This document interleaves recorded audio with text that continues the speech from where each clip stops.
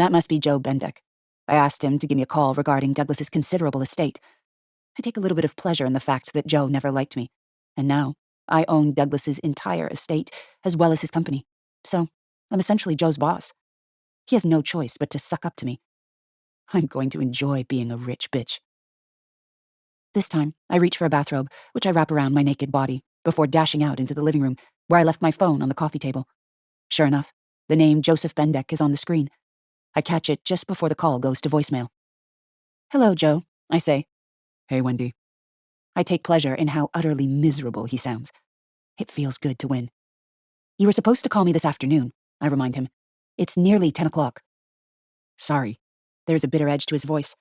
"My best friend was just murdered. I'm not exactly functioning at 100% right now." "Well, that's a problem," I say stiffly as I wander into the kitchen. I look out the window. The rain is really coming down. "You are the executor of Douglas's estate, and if you can't do your job, perhaps somebody else should take your place." "No. Doug wanted me. It's the least I can do to follow his wishes." "Fine. If he tries any funny business, I'll make sure he is removed from the company. Actually, I should probably remove him anyway. I don't trust him any more than I trusted Douglas at the end." "So, when are his assets going to be transferred over to me? I need to be able to pay my bills." Douglas's death doesn't mean the mortgage won't need to be paid. I don't even have a working credit card because he canceled them all. The penthouse alone has a 6-figure mortgage, so I'm going to need some cash. Fast." "You want Doug's money transferred over to you?" Joe asks. "Yes." I drum my fingers on the kitchen counter. "That's how this works, isn't it?" "Not exactly." Joe is silent for a moment. "Wendy, are you aware that Doug changed his will last month?" "What?" "No. What are you talking about?" "He changed his will. Left everything to charity."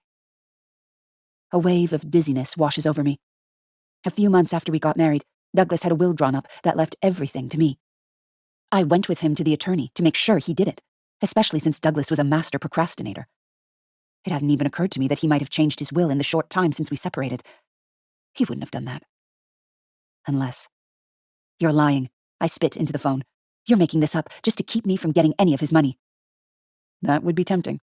But no, I'm not making it up. I have a notarized copy of his will right in front of me." "But," I sputter, "but how could he do that?" "Well, when Doug explained it to me, he mentioned something about you being a lying, manipulative bitch, and he didn't want you to have any of his money." My heart seems to skip in my chest, and for a moment, my vision blurs in and out. How could this be happening? Douglas mentioned giving all his money to charity, but I never imagined he had already put the wheels in motion. "This is an outrage," I rant. "He can't cut me out of his will. I'm his wife, for God's sake. I will fight this, and believe me, I will win." "Okay, whatever you say, Wendy. But in the meantime, I'm going to need you to vacate both the penthouse and the house on the island, because we're putting them up for sale." "Go to hell," I hiss into the phone. I click the red button on my phone to end the call, but my hands are shaking.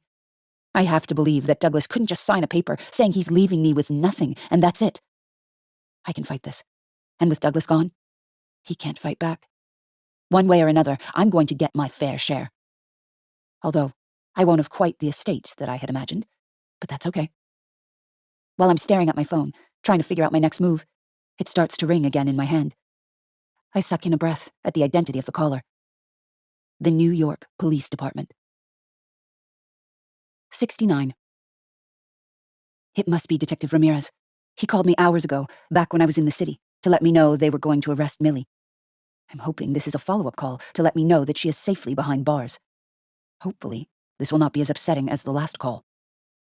"Hello," I say into the phone, trying to sound like a heartbroken widow. Those acting classes I took in college are paying off. I deserve an Academy Award for my performance in front of Millie. "Mrs. Garrick." It's Ramirez's voice. "This is Detective Ramirez." "Hello, Detective. I'm hoping you have